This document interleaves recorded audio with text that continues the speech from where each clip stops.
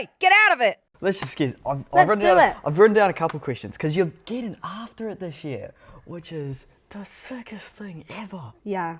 Oh my god, how exciting is that? It's not exciting for my husband, but it's exciting for me. Exactly. This is full-time comedy. I know, you're working right now. Yeah. The one thing I need to because one of the hardest things about doing a podcast and doing the comedy with you as well, Flynn, is that comedy doesn't pay. So even though I'm full-time, I still do relieving. So my job before comedy was a full-time primary school teacher. And the problem with that is when I went to comedy, I thought, here's someone who's come from teaching, is doing comedy, and she's got a niche bit of the market. Every second person I know who's a comedian's a teacher. 100%. I just think it's become like therapy. Yeah, the next thing to do. So I think it was a natural progression from getting a lot of exposure, doing it part-time and as a hobby, and enjoying it. And I was getting to the point where, obviously when you do comedy, it's not a daytime job, so I was trying to have to share the time, and I was progressing, but not at the rate I was able to, holding down a full-time job as well. So the natural progression was to X out the scraps. Tell the husbands, I'm just not going to get paid, and I'm just going to work for a year and see how I go full-time. And I always say it in my comedy, but he has to be okay with it because I'm wife number 2. Yeah. So he hasn't got a choice. You got that step up on him. Yeah, so he was quite good about it. Because you haven't only been doing it, well, it's the 3 years you said you've been doing it for. Yeah, I've been doing it 3 years. This is my first year full-time. And that is relatively fast in the world of things. It is. And I'm under no illusion. I'm not going to get to the end of this year working full-time and be like, Netflix special. That's not how it works. No. But at the end of the year, I'm going to track how much progress I've done compared to how much a normal year would be if I was working 2 jobs. And if I'm happy with the progress that I've made and it's sustainable, then I'll keep doing what I'm doing. Bloody oath. Yeah. So then what are you tracking then? You tracking it monetarily or are you tracking it... I don't think any comedian, when they're starting out, can track monetarily. No. So you're tracking yourself are the numbers better from the start of the year to the end of the year? But then what are you actually tracking? The quality of the laughs, the quality of the jokes, the quality of the shows, the amount of audience? Yeah, I'm tracking things like how often I produce new material. Yeah. So that rate of how you write, not having a job allows you to kind of write, have more time to kind of write up more. When I was doing part-time, you were maybe doing the same set for maybe 1 or 2 months and trying every now and then to add in something new. Yeah. What I challenge myself with is, now that I'm full-time, how much new material can I do? How many more gigs can I get exposure with? And it's less about numbers and more about my own personal progress. And you would feel that in yourself. You would know how often you get up on stage and how confident you are, improving on crowd work and emceeing. And there's lots of factors to comedy that, That's what I thought the answer was going to be. So it's is that just fully going off vibes, or are you going to you keeping all the video evidence of if the audience comes with you, it's a bonus. But actually this year full-time is about kind of being a comedian is a skill and a trade. It's kind of like not a trade is not the right word, but I heard someone say it's not an art, it's a craft. It's a craft, that's the word I'm looking for. So much like anyone who wants to build their muscle density goes to the gym, in order for me to build my comedic density, you can't do that unless you do as many gigs as you can, as many open mics, travel. So my show's on tour. Yeah. And that's actually where you do most of your learning, is just by getting out there and pimping yourself out. Literally. And just doing 6 minutes, 15 minutes. Yeah. Yeah, so just how did you get to the hour then? Because that just seems so astronomically far away. I've been on this earth for 43 years, Flynn, and in that time I've known my mum, so there's more than an hour. I just wrote down and went, it's cheaper than therapy, let's write all the stuff that mum has said to me. In that time you've known your mum. Yeah, basically in the time I've known my mum, I've managed to hash out more than an hour, and if anything had to trim it down. Mum will see this, she will know. That's so good. I was wondering why you always keep the quote from your mum on it's the a real posters. quote. It's a real quote. I know it's a real quote. I was 11 years old, kids. Yeah. Stay strong. Kia kaha. She said that when you were 11? Yeah, 11 years old. And what's it exactly? You're not pretty, but I love you. But in a Portuguese accent, which in an accent makes everything sound funny, right? You're not pretty, strong pause, but I love you. Set up for life. It's like the sandwich, you know, you start strong with the negative and then you buffer it with the positive. And then she walked away as if she was proud of herself, like, oh yeah, and I think I saved that. That's parenting 101 right there. Yeah. Portuguese parenting is Mediterranean parenting back in the day, before gentle parenting was very robust. It's and I talk about it in my show. I don't begrudge my mum. She grew up in an age where, you know, I say it in my show, so I'm not going to give away too much. Yeah. But yeah, growing up in an environment where you are trying every day to survive and you are genuinely poor, like I don't think people realise what poor is sometimes. Yeah. Oh, I'm poor, can't go on holiday. It's like, nah, you're not poor. Yeah. Genuinely not having enough to eat, poor. Yeah. And so I think for my mum, Portugal, growing... a second or first world country? Well, my mum... I mean, second or third. It's part of Europe, so it's I wouldn't consider it a third world country, but my mum grew up on the island of Madeira, so very rural, kind of mountainous, and you just grew everything you needed to eat, and there wasn't much work. My family in Madeira grow sugarcane. So Oh, yeah. it's and my grandma had lots of kids, so they just tried very hard to kind of make do. Yeah. And my mum's always put it in the way that she wasn't raised with that kind of lovey-dovey Yeah. vibe. So Yeah.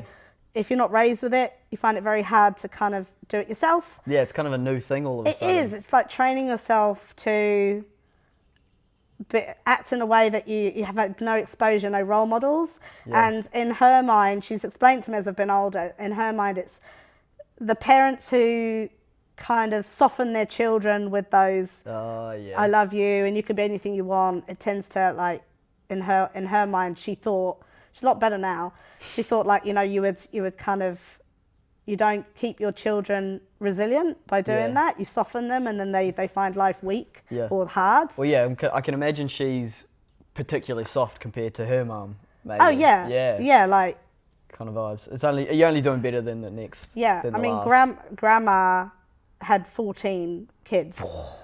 14 Numbers kids. on the board. Well, 21, but like 14 survived. And so my mum was like the second last one. So in a way, she got raised by siblings. Yeah. And yeah, from what I can tell, grandma was pretty staunch and no nonsense and didn't say much. And then when she did need to say something, it was just, you know, what needed to be said. There wasn't time for the flourishes. Yeah. Yeah. Ooh-la-dee-da, lucky us. Yeah. Very much so. Yeah. And so, you know, you get to be a comedian. It's not really something anyone would imagine Yeah. for her or whatever the hell. Oh, my mum's living the dream. Like, she came to London and worked really hard as a cleaner so that her children could have good jobs. And one of them's an actress, the other one tells jokes. Yeah, lovely. So she's, hashtag winning. Yo, hard. She's done well. You've But run both away. your children are happy, mum. So that's the takeaway. Well done. What to say that they both ran away to the other side of the world? Yeah, one of them's like, I get that sometimes. She phones me up and she has these moments where she's like, my darling, you said to me that you are going to go as far away from me as you could when you were a kid. And then you did it. And I was like, but I didn't do that because of what you said when I was younger. Yeah. It was just, I don't know. But Why it's a did bonus that you you remember it. You held on to that. Lovely. So, it's got so deep all of a sudden. It has. And I love watching the camera. Like, this is, I almost feel like I could send this to my mum as if like I'm talking to her and hoping just through osmosis she'll take on some feedback from the daughter who now parents the mother. Oh my God. That's what it's become now. Like, you'll get to that age, Flynn. Oh yeah, no, I've where already you'll noticed. start telling your parents the wise stuff that they should know, and they'll turn to you and go, oh, you're very good, you know, you're very good at this talking and counselling, you're very good at it. And then you go, yeah, that's all right, mum, come on now, pick yourself up, you've got this. Yeah, well, I've even just noticed Dad all of a sudden watches stuff on his phone with max volume. Yeah, And it's yeah. like, oh, this is the first sign of many. So what do you say to him? Turn it the fuck down. It's just after a while, it'll be like the fourth reel repeating itself and be like, just why is it that loud? Are there any sayings that, like, your parents said to you that you now gift backwards? Nah, not that I can think of really. You say that like maybe off the top of my head, it's like kind of a bit much. I've realised I do it with the kids that I teach. Yeah. Because I teach all ages. I teach primary and secondary because comedy doesn't pay. Yeah. So that's my relieving job during the day. And I found myself the other day, like someone said, oh, they started it. And then that classic comment came out of my mouth without realising it. I don't care who started it, I'm finishing it. Yeah. I was like, oh, there it is, you did it. And I've never said that phrase before. That's quite a classic one. And if the wind blows, your face will stay like that. I used to get, did you not get that? No. As a kid, if you did like that. Your mum said something, it's like, if the wind blows, your face will stay like that. No, Yeah. you're coming up with quite a few good ones, but no, I really can't think of any examples of any of those like disciplinary catchphrases Yeah. that I can think of at all. The only one I can really think of is I got told every 3 seconds, good thinking 99. It was like, cool. What does that mean? I don't know. Oh, you come up with an idea, good thinking 99. I don't know who 99 is, but it's whoever has You're the not just a idea. hat rack? Yeah, I mean, I've never heard of that, but yep, same vibes. Yeah. Literally.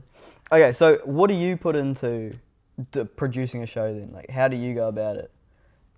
Your solo So ones. the show I'm touring at the moment is a product of love and passion, and it's the reason it's been so easy for me to do is because I'm writing about what I know. Yeah. I'm writing about my family. I'm writing about those comical, situational things that happen that everyone can relate to, because everyone's got a mum that says something inappropriate. Everyone's got an uncle who's crazy at Christmas. Everyone's got siblings who fight and discuss things, and that kind of stuff is very easy to relate to an audience. So this show has been quite a pleasure, and it's been in the making for quite some time, because I've always grown up knowing my family's a bit nuts. Yeah.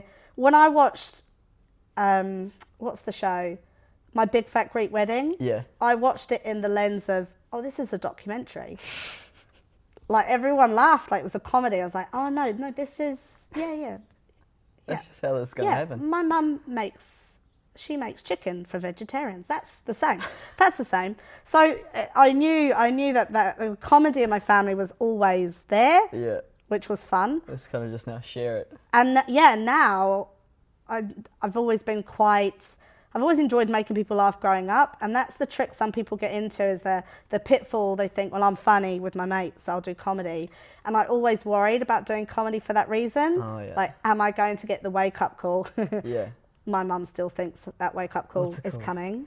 I was thinking about this the other day. Do you have like just almost like core memories that are just like absolutely vivid in your brain of like when you're younger and you've made just a real good joke?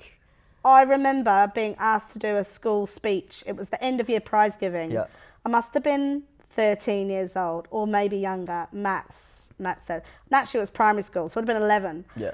And it's that moment that sticks in my head where I go, oh, I've got so much power up here to change people's moods. Yeah. And to hear that many people laugh. It was maybe the hall had about 300 people in there, and I did some impressions of the teachers. Oh, nice. Because it was our leaving thing, and this roar of laughter that came my way. And I always go back to that whenever I'm on stage now, and I worry, and I'm like, oh, are people going to find this funny? Are they going to laugh? I go, nah, you're funny. Yeah. That's the moment where I was like, oh, if I could do that every day, because it made me feel amazing. Yeah. And I know that they enjoyed it. And the teachers, like, I was parodying the teachers, but I wasn't offending anyone. No. I was just giving them some comments. Like, one of the teachers, I had a very funny teacher who was Scottish, but she taught French. Yeah. So I speak French with a Scottish accent because that's how she taught it. Yeah. But she used to say some funny things. And I had a science teacher who was, and this is probably, where I get a lot of my role models being a teacher, was the people who entertained me when I was younger. I had a science teacher who, to wind up all the kids, she used to have us one lesson before lunch, and she would bring her lunch into the science lesson, and she'd eat her lunch in front of us while we were waiting. And she would say things like, if you answered her back, she would say, if I wanted a parrot, I'd get a pretty one, because she was Welsh. Yeah. And I just remember that, and I said that on stage, and that's where the huge roar of laughter came in, because everyone knows her, and everyone knows that's what she says. Yeah. And to have that kind of relatability was brilliant. Yeah, well, look at you go, because... Yeah, I walked on a cloud for the rest of that evening. Yeah. It's like everyone coming over to me, you're so funny. And I was like... And it's clearly just been plastered in your mind. Well, yeah, I've always been wanting to kind of lighten a crowd or to be in a group of friends, and I've always wanted to kind of get the jokes and kind of bring out the energy that way. But there is always that thin line that you can be funny with people you know. Yeah. But then it's not a transferable skill. You Well, can't get up on stage and go, well, because I'm funny with my mate, I'm not going to be funny to a crowd, because you have to have that ability to transfer the experience and the joke. It's like, how do I now, because when you're all together with your friends, they already know the context. Yeah. So now you have to somehow, now you're doing the setups. Yeah. You've been doing punchlines forever. And you're also, some crowds you'll go to and they're like, make me laugh. Like, they're just like, there's a lot more pressure involved. You're in a space that's not natural, and where the power levels are very different, because people think in comedy that actually the power is with the comedian.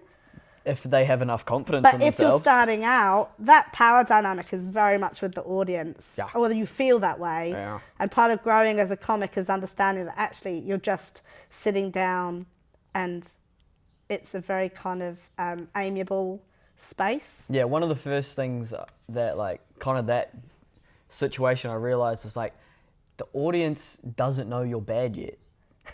So go up there with enough confidence to trick them into thinking, oh, sweet, this guy knows what he's doing. Sometimes they know you're bad. Yeah. If they look at how much they paid for the ticket, they're like, and also the MC kind of says things like, we've got some pros on tonight, we've got some fresh newbies. Yeah. But then that's the joy of the MC, and you get a real nice buffer when you're starting out in comedy. Yeah. Where you challenge yourself is when you stop getting introduced as, this is the new person, be kind to them. When you stop setting the expectation lower. You get a lot more laughs from the audience who are protecting the comic that's starting out.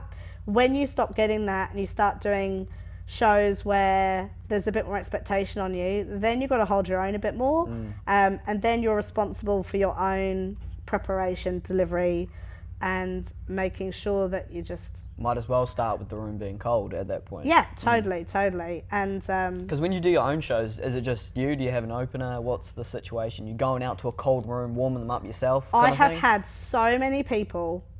I'm quite strong-willed, and I've had so many people going, oh, don't do that. Like, for instance, my solo show, most comedians will prep some of their material on open mics before they do their solo show. They'll get some exposure, they'll go out and they'll... before I started doing my solo show, I didn't prep any of it. I didn't actually go out on open mics, because I think I like the idea that if someone has paid to see a debut show, your debut show, or your fresh show that's come into that, and they've paid good money for a ticket, they should get the first hit. And you've never done like a work in progress titled one? No, not for my solo show. Just give yourself a debut. This is a debut. This is it. This is straight out. And I've just practiced. And all the material, anyone who comes to see my show, unless they've seen it before, I don't do any of the material in my open mics or anywhere else. Yeah. Anyone who comes to see my show, they will be the only ones who get to see that material, and it will not go anywhere else. Really? If it's like bad, at least. If it's bad, if it's good, but that's the risk. Because I've done it a few times now. I've done my show. The first time I did my show, it was the first time that any of that material had been done publicly, and that's the face I get. Lots of people go, "Oh, that's a real risk," because most comedians will kind of work in progress. They'll kind of test out the material a few times, throw it out there, and they'll get feedback from the audience. I'm very lucky that I trusted my material, and I know that the stuff that's in my family is funny. Because then at that point you're also trusting yourself to remember and deliver it all properly. Because like half the time, material could be outstanding, but it's if an you hour flub of me, a line, there's no opening. When I started comedy, there's a lot of shows, like if you want to see a lot of comedy, go to Comedy Fest. Comedy festivals and fringe festivals are a great way of seeing that comedy fresh and established. But when I started out, before I did my solo shows, because I started doing a duo. Yep. And I did New Zealand International Comedy Festival 2024 with another comedian friend of mine, Loud Jess. And it was interesting to see all the shows at the time. And no discredit to those shows because they worked really well. But I noticed all the shows that were solo shows had an opener or kind of shared the stage with a few comics. So you'd have like a headline show of a comedian. And then, because I was fresh to comedy, I didn't realise, but I'd go and see a show, and the first half an hour of the show would be opening acts, which was wonderful. It's great. But I remember thinking to myself, but I came to see that person. Yeah. So, and that's something I took away. That's not like, it's not positive, it's not negative, because I got to see other people too. And when I looked closer at the poster, I could see that it said, and friends. So I knew that that was the concept.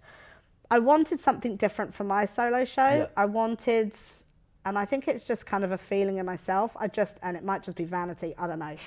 But I wanted people to know that if I say I'm doing an hour show, I'm doing an hour show. And it is an hour of me talking non-stop. Yeah. And remembering. And a lot of how I remember is practice. Yeah. But then I don't know if you know, there's a concept called the Mind Palace. Yeah, I've heard of that. Yeah, so it's a lot of kind of, a lot of my comedy, because it's not open mic, it's stand up and it's storytelling based. Yeah. So it follows a timeline and a trajectory. Yep. So pulling out chunks to go test them at a 6-minute or 10-minute spot is kind of like not at all. really possible. No, you need more context. And I wouldn't. That's the thing. That's the challenge I set for myself. And there was it was a high-profile comic who I spoke to at Melbourne, who basically gave me the feedback, oh, that's a really bad idea. Yeah. You should always be workshopping. Yeah. But I'm glad, I took it on board, but it's the great thing is I chose not to. My next show I might, because my next show might be about something that I'm not too sure about whether it will carry across. Yeah, because what's it called? I went to see Ursula's Work in Progress show. Yeah. And it was the first one she did at the studio and at the Classic. And she was like, cool, this is the first time I'm saying any of this stuff. And it was an hour of some of the best shit I've ever seen in my life. Yeah. And the whole time I was just gobsmacked. It's like, lady, how? Yeah. Like, what do you, but that's like the difference between 2 years and 10 kind of thing. As you get to that level, the fine tuning that someone like Ursula Castle will do will be much more minute, like finite. It's not going to be less, but it's going to be more precise, because a lot of that work has already been done in the time that she's been doing comedy. And fair play to her, she's done the hard mahi. Because then we went and saw her at the Melbourne Comedy Fest as well, at the massive theatre thing. And she, no openers, just her. She just walks out on stage and she's you guys aren't all at your seats yet, I'll just fucking yap until you are. Yeah. And she just pissed around for 10 minutes and then she got into like the material that we saw her try out. And you're right. And that's what you want to do. Go and see the best of the best and aspire upwards. Because sometimes I'll come out of a 6-minute open mic, I'm like, oh, I'm the shit. Yeah. I've got this. Comparatively. And then you go watch a Netflix special and I'm nowhere near where I need to be. But having those... Yeah, the icons to be like, that's the fucking, that's the top of the tree. Yeah, but also understanding that they took the time. Like, you can't just say, oh, they got there and that they've worked so hard to get to that level. That's what I've started doing recently, is looking at people just above. Yeah. Because it's like, you start looking at those guys and it's almost like diminishing, because it's like, oh, how could I ever? But then you look at the people just above you and like, oh, sweet, I can try and get to that. Like, that's a... One of the things that someone told me, one of the comedians, which I always remember, is whenever something gets onto TV level, and this is the issue with the world that we're living in with any industry, is what you see at that high level, like Taylor Tomlinson, fantastic comedian, one of the first people I saw and went, that's the kind of comedy I would like to aspire to. Yep.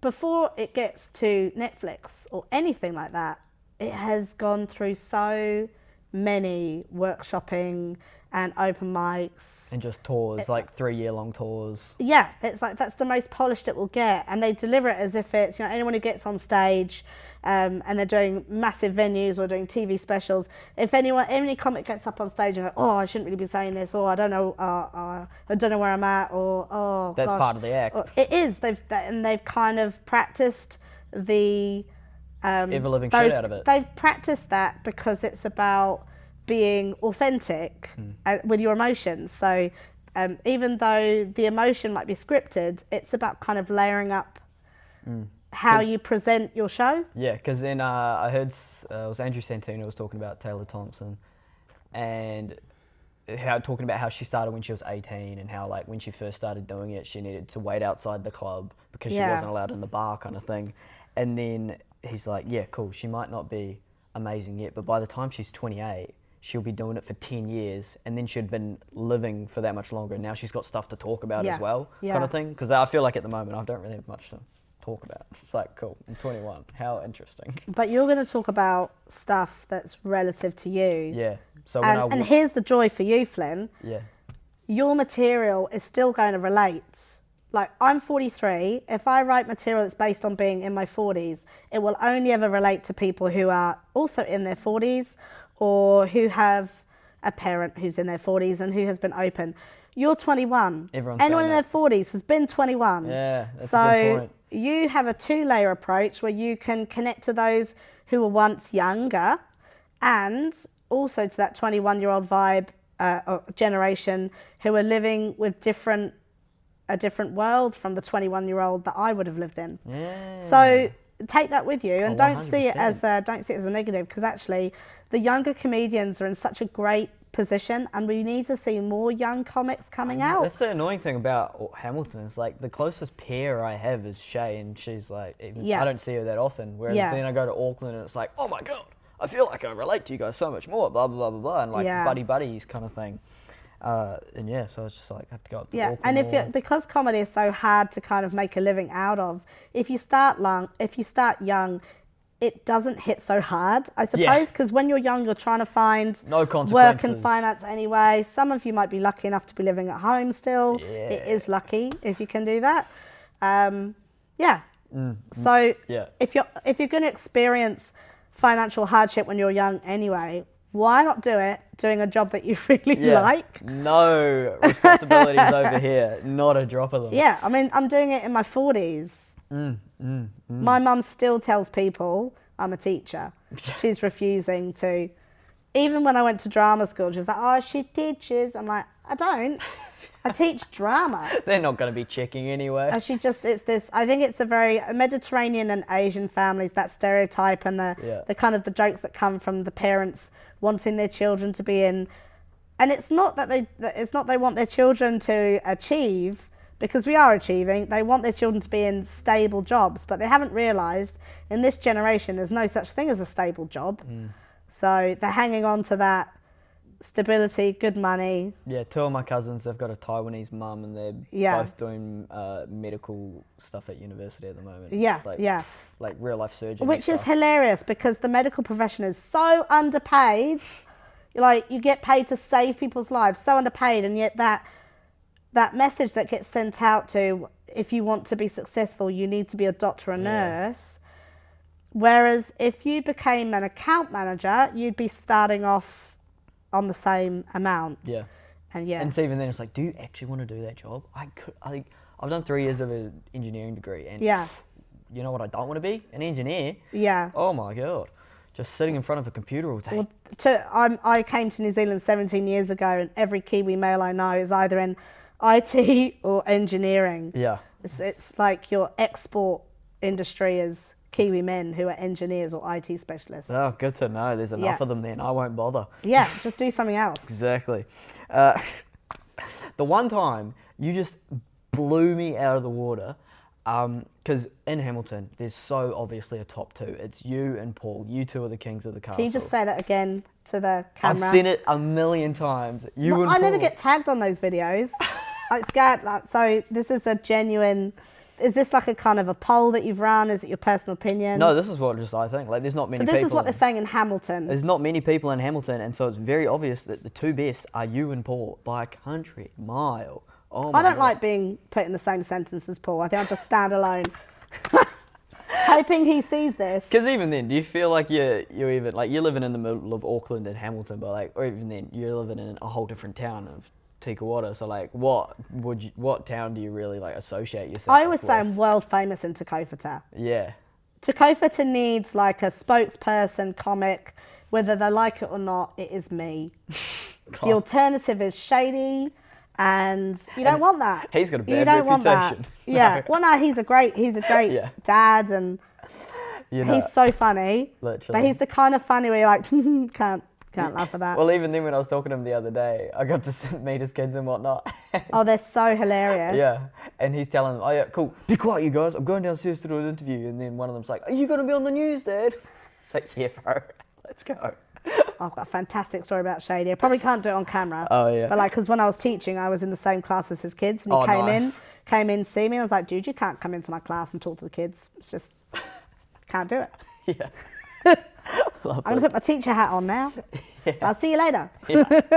Because, yeah, the one time you really impressed me is when one night Just one time. Well, one time you like, just like really flexed on us how good you bloody were. At Navara Lounge.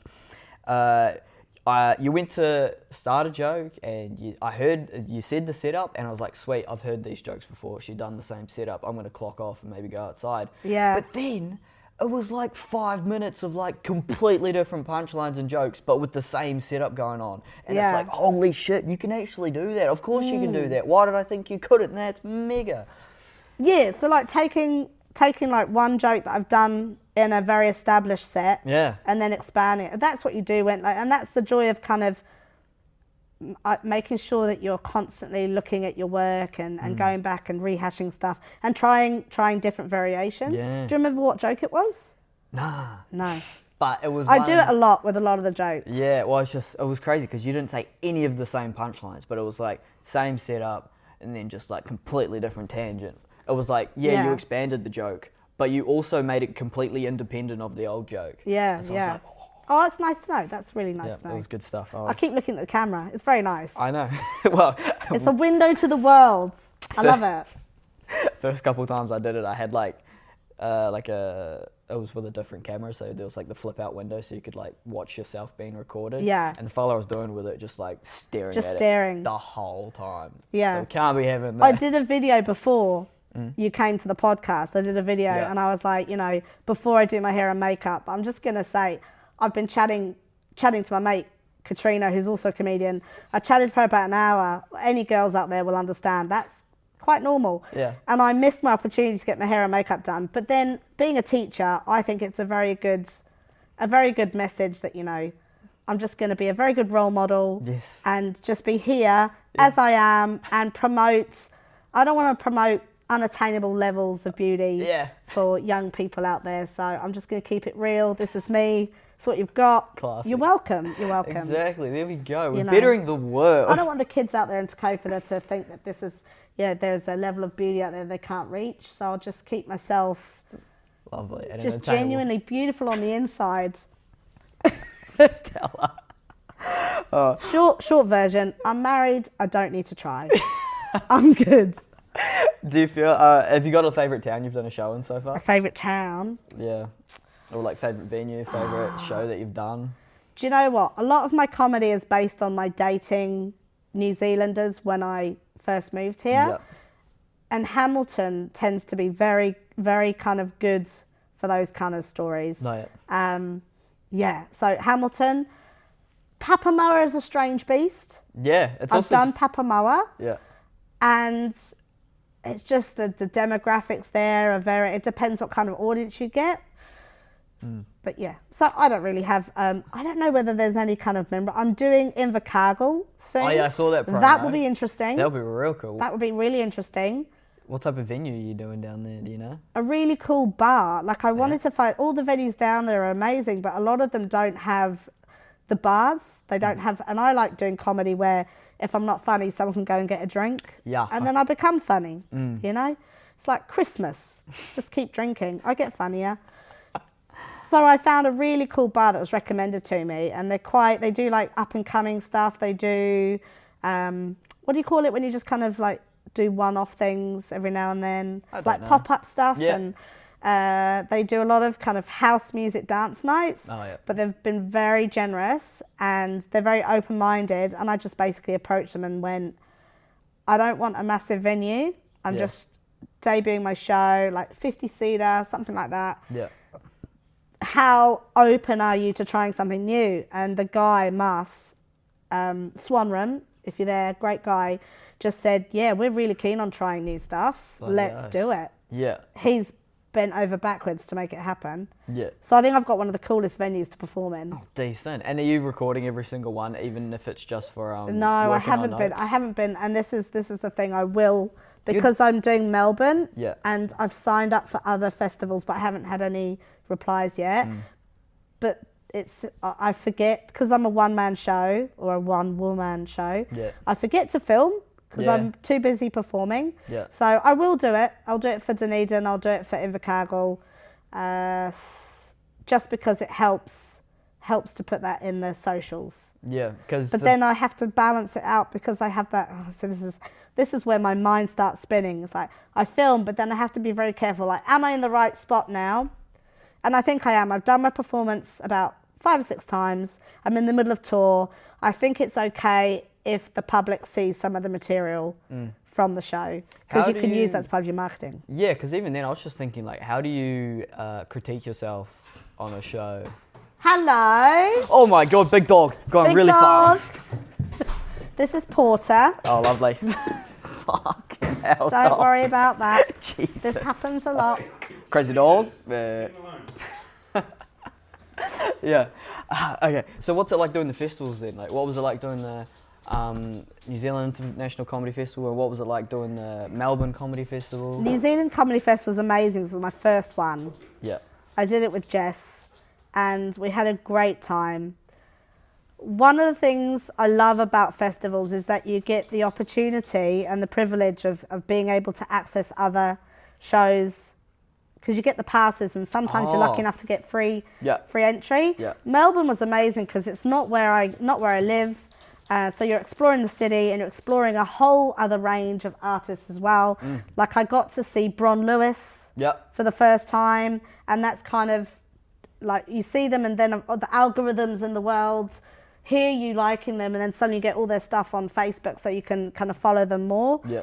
And Bron Lewis was standout for me. There were some others as well. There was a lady comedian who did Tiger Paw or something like that, and she was amazing. She inspired me to keep going with my idea of doing my solo show, because her show was about her mother, the cultural differences between those two kind of upbringings. Yeah. So I was like, this is great. And she had a 300, 400-seater stadium in roars of laughter. And that was my kind of cap doth moment where I went, talking about your upbringing is totally funny. Oh, 100%. Because everyone's got similar. And even though her family was, I think it was Chinese, I apologise now if it's not, but different culture to Portugal, there was so much there that was similar. Yeah. I was like, yeah, for sure. Yeah, because I mean, it's all kind of the same story. It's like the best people are the most relatable ones in the world. Yeah. And so everyone's got a parent who cut their hair for them. Like, that's a classic example. Yeah.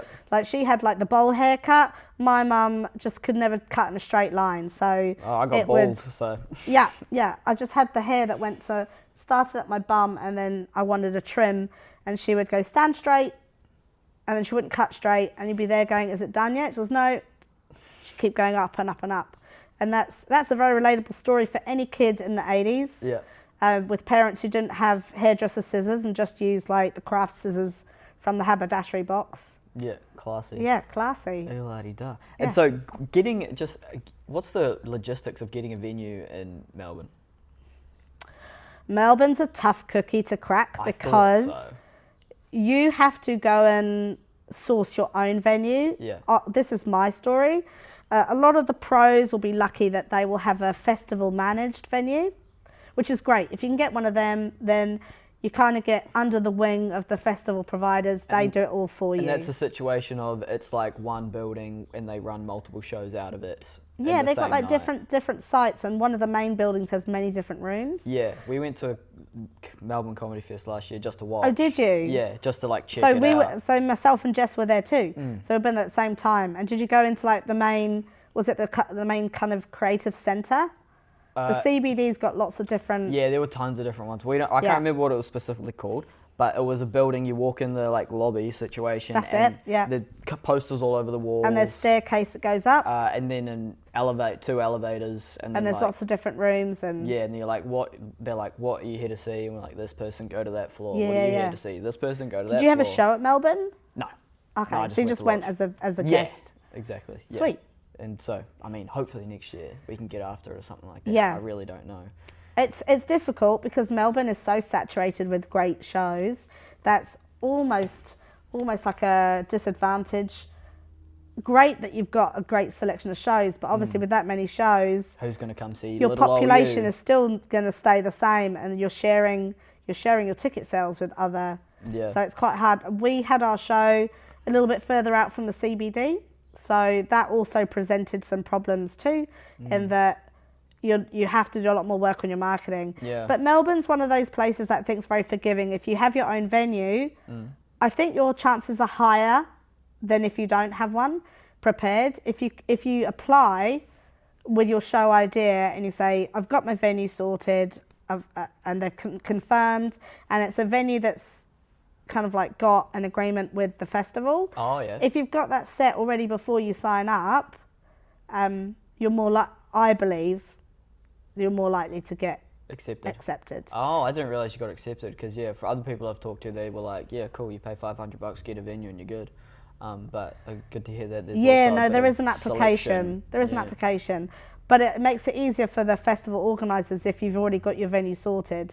If you haven't got a venue, what tends to happen is if there are other people who have got that arranged, then they're probably going to get, I don't know, Priority. please comment, festival owners, if I'm saying anything wrong, you know? But that's the kind of And then impression. So what was the experience of doing the New Zealand Comedy Festival then? It was amazing, but I've never felt so poor in my life. Yeah. Yeah. Like I knew that we were gonna like ticket sales were good, but like not great. Just doing comedy in Melbourne, and one of the things you need to realise if you're gonna do comedy in Melbourne and you're starting out, do not expect to make a profit. No. No, you are going there for school fees, for life skills, to experience the other shows, and yeah, so treat it as a paid holiday. Yeah. And you're just doing a comedy every couple of nights. Kind of like investing in yourself. Yeah, totally. It's Yeah. like self-investment, showing yourself,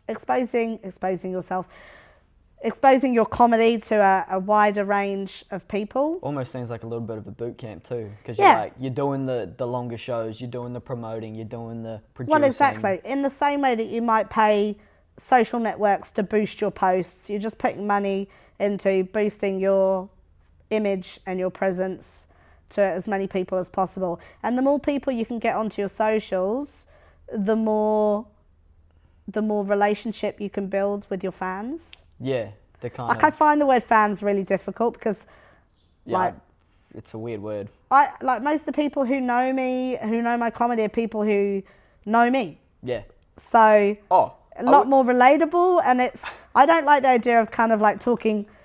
It's one of the things I've had to kind of get used to. There's this culture of, in order to promote yourself in the creative arts or any performing arts platform, you have to be on Insta, you have to be like doing your makeup or having your breakfast in the morning and talking about stuff like as if it's authentically just come to your mind. Yeah. And it's been very hard for me to kind of do that. Like the promoting for festivals, I'm like, I'm doing a video because I kind of have to, because apparently you guys like this stuff. Like that's kind of, I can't do the whole, I just picked up my phone, I'm walking for my coffee. No, and it's weird. oh, by the way, my show is on. I'm like, if you can, great, but it's not me. No, if I didn't have to do this, I simply wouldn't. Like, Yeah. I don't want to do the social media stuff. I want to just do the shows. But this is good because it's kind of I'm just hanging out with you're people. hanging out and you're I kind wouldn't- of, I would never come talk to you anyway, and Yeah. I'm sure I can steal a lot of information out of you. yeah.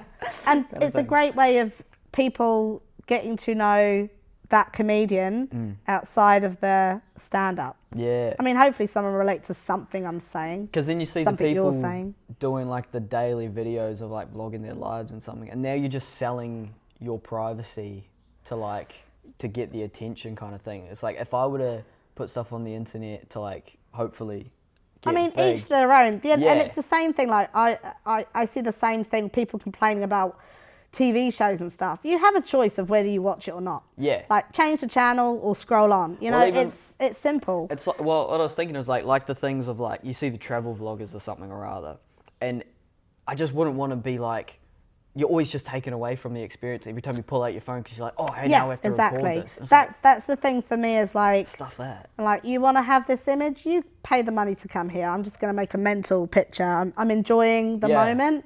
I don't want to have to kind of blog about it. But you see, that works for some other people. And if people want to listen to that, everyone's different in the world. Because I love those videos. But If I they don't want want to do be it, that great. person. But I think there's a small group of people who like to complain. And I'm just like, there's no need. Because if you don't, essentially, the people who do all that stuff for clicks and likes, after 3 months of no likes, they'll figure it out. Yeah. They'll get the message Yeah. that no one likes the content. And that's all you need to do is just play the long game. If it's interesting to people, people will watch it. Literally. Hence But a starting lot of this stuff now. online is monetization now. Yeah. Because people put it on there because they want to make the money. Yeah. Like, have you heard of that? I watched the news last night that there's this singer who's apparently an AI and they're making money out of whoever has designed it is making money because every time someone clicks on a song, it's a stream and then it makes them revenue. Yep. No, I have 100%. Yeah, and then it goes on the news. Boom. And then more people go, oh, I'm going to check that out, see what that's all about. Yeah. And it gets more click and makes them even more money. Yeah. It's like, just don't do it. If you don't like the idea of someone having an AI singer, just ignore it, live your life, move on. Trot on, as we say in the UK. Lovely. Yeah. Jog on. I feel like I had something to say, but then we definitely started talking about different things halfway through that. Yes. Shall we backtrack? Let's rewind the video. Yeah. What was it? It was the social media, the promoing. Oh yeah, they're doing the self promo. That's hard. Yeah. Like even just being like, hello, please pay money to come to my show because, like, there's no way. I don't know about yourself, but I don't think if I was putting on a show, I wouldn't have the self belief to be like, this deserves $20 of your money. I would feel so guilty and like self conscious that this show now needs to be good enough to be worth $20 of your money. Like, I'm scamming you. I hate money though. I hate the whole. I think for me it sullies the craft. Like I want you to enjoy the show. Like anyone who comes at me, like if they haven't paid for a ticket online, they want to like transact money before the show. I'm like, it's like you're just sullying. It's just come in. You're dirtying the whole experience for me. Like I don't want to deal with the money thing. That's why I put it. But that's online, and I do that so that I can pay the higher fee for the venue. Literally. And so I've got something for the tax man to not say you can't do comedy anymore. Yeah. That's all it is, you know. Yeah. It's just to keep the tax man happy. Oh, and that's what it was when people like the fact that anybody watches these videos is crazy. Like last night, I went to a 21st, and they all have been at university in Canterbury, and so they came back, and then they brought a bunch of people back from Christchurch as well, and then I rock up and I see one of my friends. He goes, "Yo!"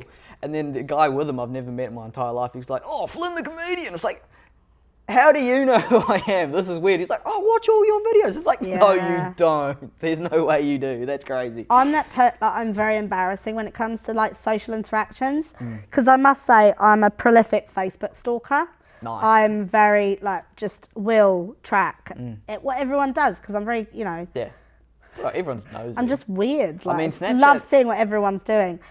And I've been caught a few times when I've kind of met up with a friend, and if it's friends of friends, and I'll be like, "Hi, how are you?" Very over familiar. Yeah. And they're like, "I don't know you." I said, "What? Are you sure you do?" And it's because I've seen them in so many photos of my mates that I've already created a friendship, relationship with them.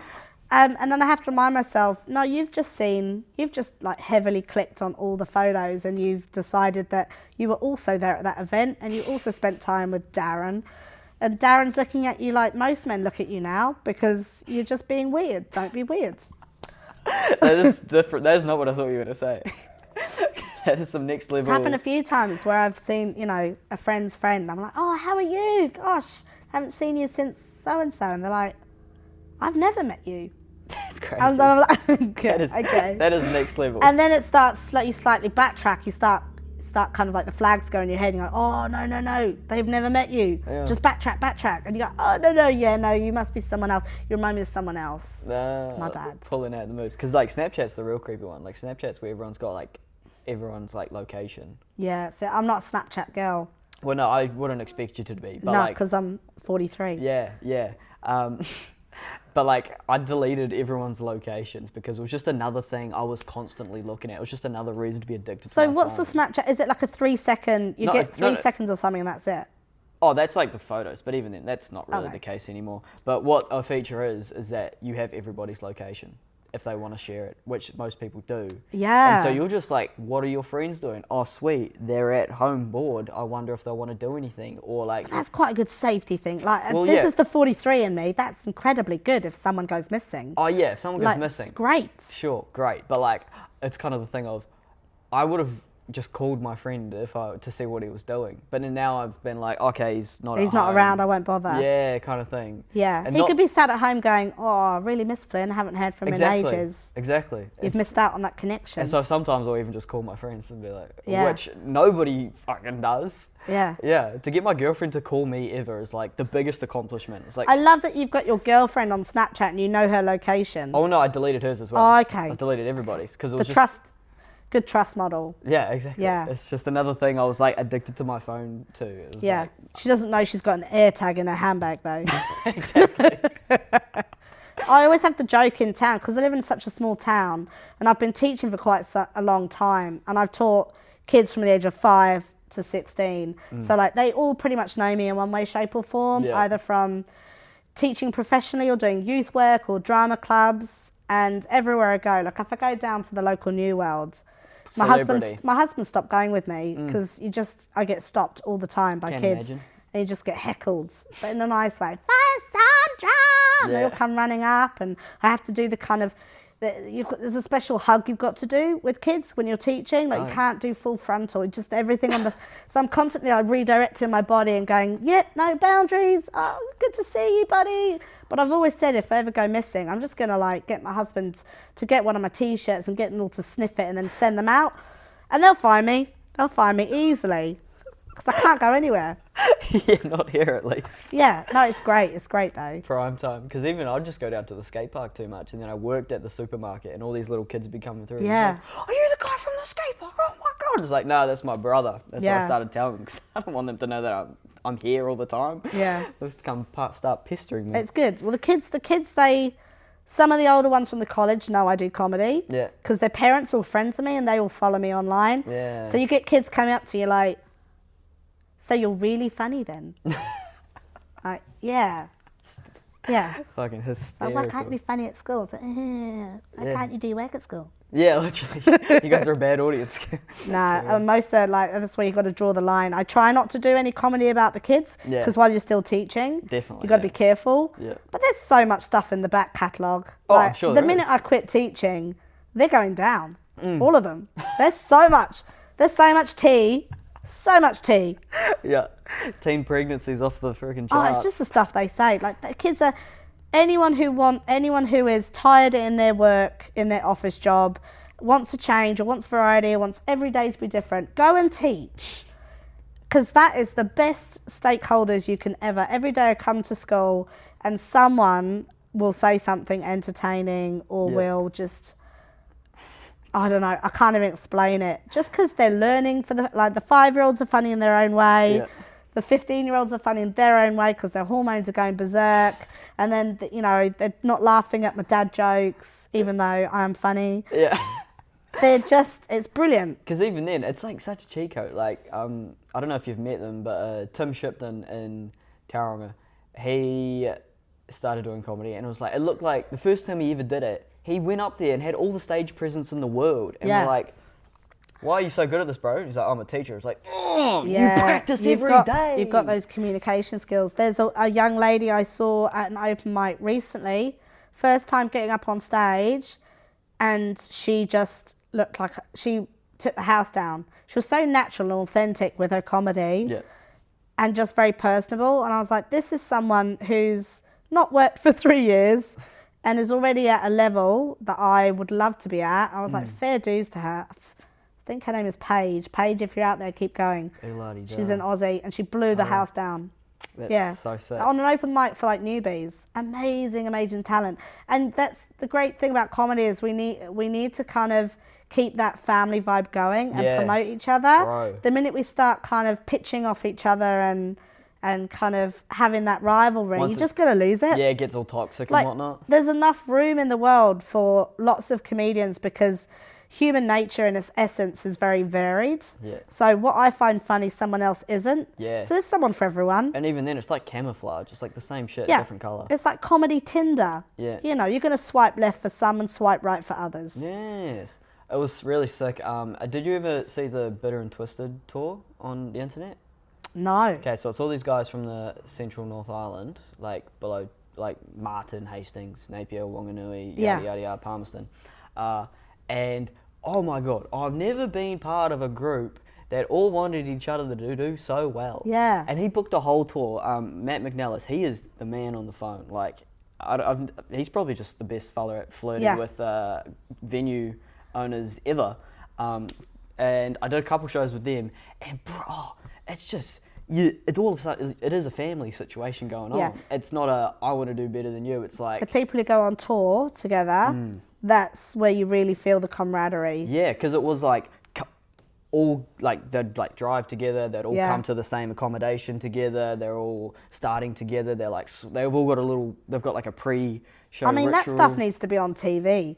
I think of, because our mate CJ and Jimmy Pete, like anyone who puts those two travelling together, I'd have loved to have been a fly on the wall. Yeah. Like, I don't even want to see the stand-up. I want to see the daily driving videos. Literally. It would be like something out of, I don't know. Those are my favourite videos. Like just the real ones. Yeah, literally. Like there was it was Route 66 tour these guys did. Do you know who Are You Garbage is? Nah. Okay, so some American guys. They did a little tour, except they've got like a big crew of them, like 2 comedians and just a lot of like assistants and editors and stuff. And their special, they did a special, but it was like a tour as well. And so it was like tour activities, like they're just getting petrol and shit goes wrong, yada yada yada. Oh yeah. And so it was like the interesting kind of vlog stuff. And then they'd do the stand-up as well. And it was just so, I mean, that's my favourite shit. All I want to know is what you guys are getting up to. Because I want to do the exact same thing. Yeah. Like, how is that not the goal? Because, like, the thing about having openers is just that if you were going to have one, you would bring it your friend. Yeah, and that's one of the things with openers that I really would encourage is that, because my solo show doesn't have one, doesn't mean I won't have one in the future. Yeah. You're kind of supporting those comics who are kind of needing more stage time, who you like, who follow the same kind of vibe as you. You know you're now. And you're kind of promoting them along with your success. So the more successful you get, the general consensus should be that you are bringing other people up with you. Yeah, you're now investing in this other person. In the same way that we have some really good pros in New Zealand who come to the small towns and will actively look for local talent to come and support their shows so they can get more exposure. Yeah. That's the only way it's going to build. I know. Yeah, I so just it's can't good. wait to do more shows now. Yeah. Well, you start talking about it and then just get so excited. It's like, So I'm doing a show. There's a guy called, I'm going to forget his name, which is terrible for a podcast, but he does teachers comedy nights. Oh, yeah. He's come from Aussie. Do you know his surname? Daniel Borman? No, Daniel Borman. Daniel Borman, enough respect. I did Melbourne in the same venue with Daniel Borman. And this is a good example to those who do Melbourne. Daniel is one of the funniest people I have seen. He is well known for doing Edinburgh Fringe and doing the folding of a bedsheet as one of his shows. Oh, yeah. Hilarious. But if you ever wanted to feel less confident about your comedy achievements, Melbourne Comedy Fest is one of those that really tests your resolve, because Daniel Borman's amazing and does a lot of shows. He's definitely a professional comic in my eyes. He's been doing it for a long time. He did a show where he had 0 people turn up, and that guy, he was so cool. Yeah. He did his whole show, so I'm doing it anyway, and he got the sound tech to come and watch it. So the sound tech watched his show for an hour and he performed the whole show. Most comics, well, I don't know whether most comics would, but I would think if you didn't have anyone paying to see your show and no one turned up, you might just go and get a coffee and chill. Yeah, if no one showed up, I don't know what would happen, yeah. But he decided, I'm doing it anyway. It's an opportunity to just go through Practice, it. yeah. And he said, do you want a free show? And the sound tech got an hour of work off. Yeah. And he performed it for her, for the whole thing. And that's when I was like, that is the true test of someone who is passionate about their skill and also absolutely dedicated to what they know, who they want to be. Yeah. And I was like, yeah, I want to do that. Literally. So even if I've got 2 people at a show, that's 2 people who deserve to see my show. Yeah. They're there. If they want to be there, Yeah. I will do it for them. The only problem when it comes to like small audiences like that is it's you feel like there is a disadvantage for them, not for you, but for them because they don't have the luxury of other people around them to help build like that laugh. Zebra hiding in a herd kind of thing. Yeah, exactly. When you're in a full crowd, it's much easier to be a lot more comfortable in your own skin and laugh openly because lots of people are there supporting and doing it with you. When someone's looking you in the eyes the whole time, being like, Yeah. laugh. You're like, and that's where I try and tell audiences quite a lot. I love that you're smiling, but I can't hear smiles. Nice. Like you gotta, as if you're in the dark as an audience member, I can't see you smiling. I just have to cross my fingers and hope you're enjoying it. Yeah. Yeah. And because also you're like another one of your go-to tricks, the old the like explaining before you say the like bad jokes, the scary, the darker ones. You're like, everything's fine.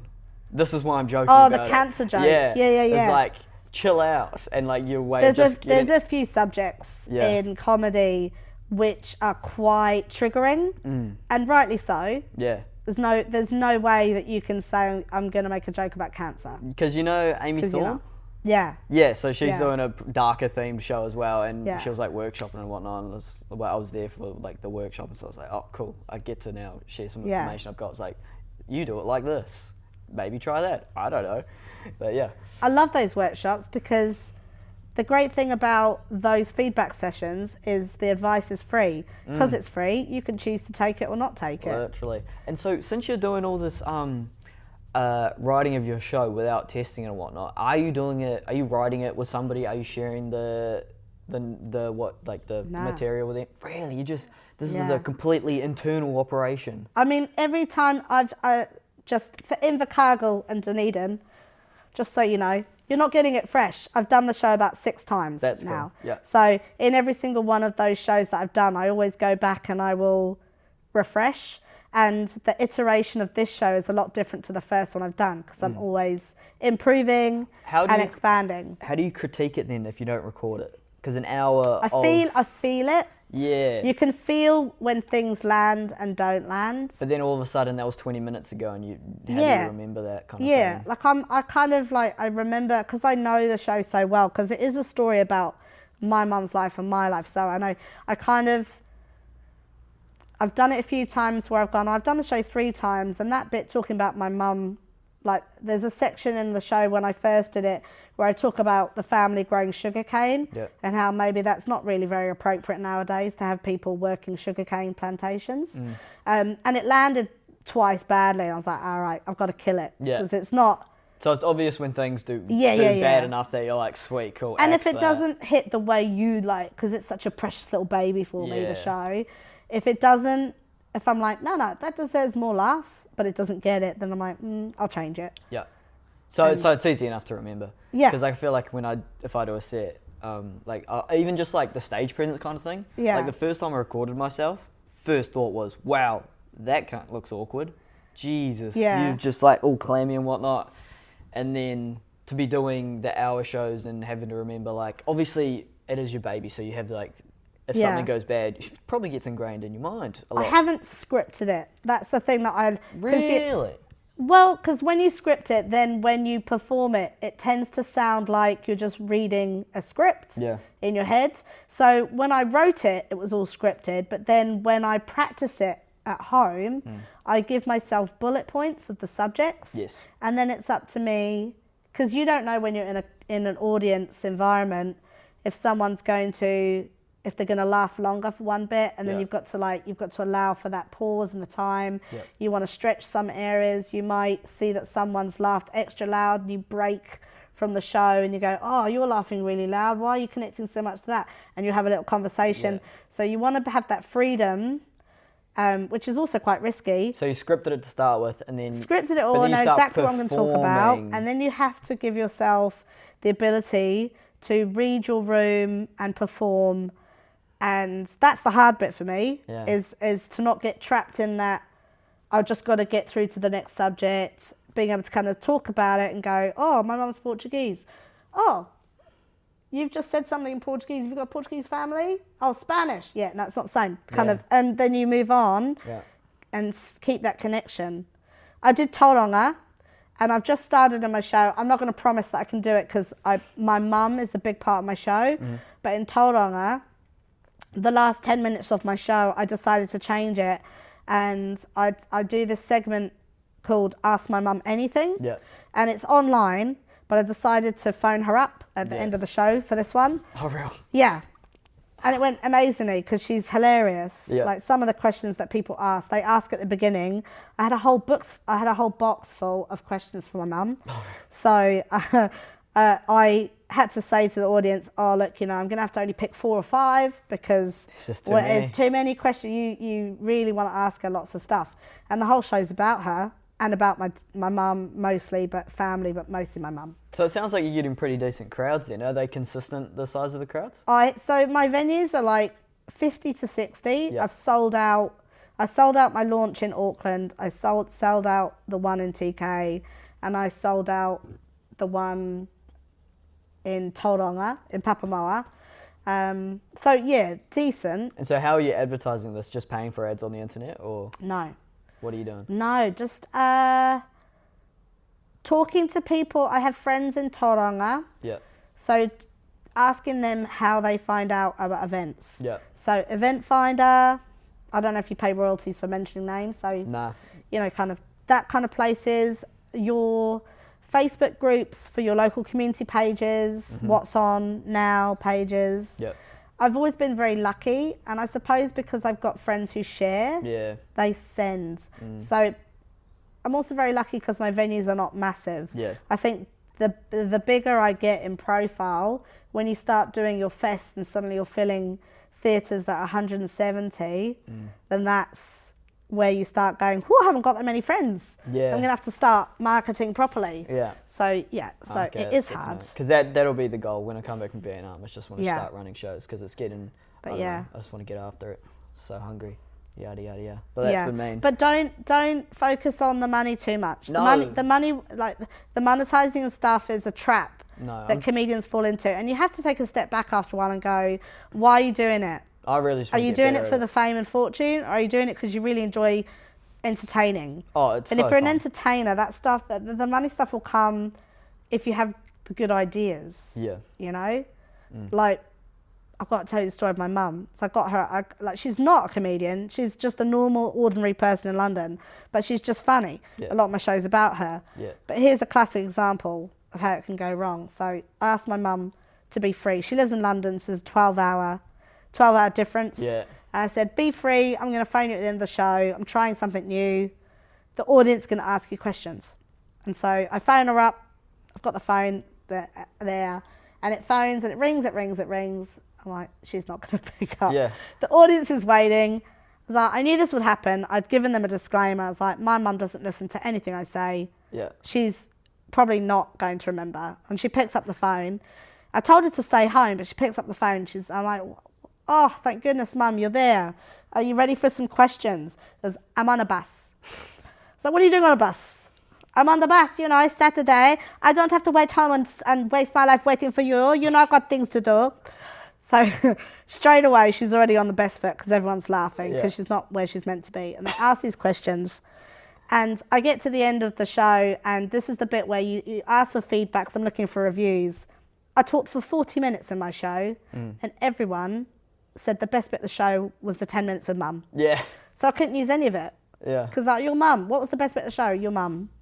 What about the 50 minutes of comedy I did? Oh, no, it was your mum. Yeah, no, that is weird then.